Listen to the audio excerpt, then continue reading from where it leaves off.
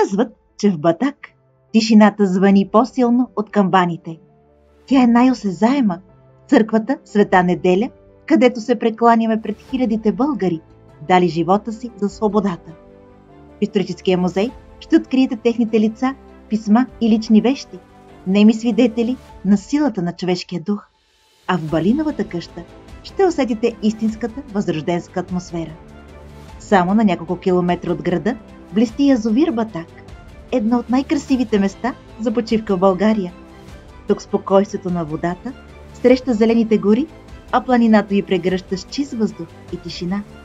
Батак е място, където историята и природата говорят на един език – езика на вечността.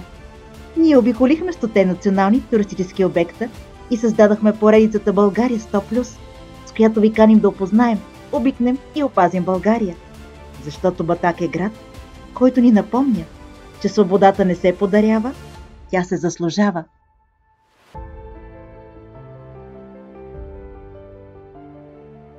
И както пчелите пазят природата, нека и ние опазим България.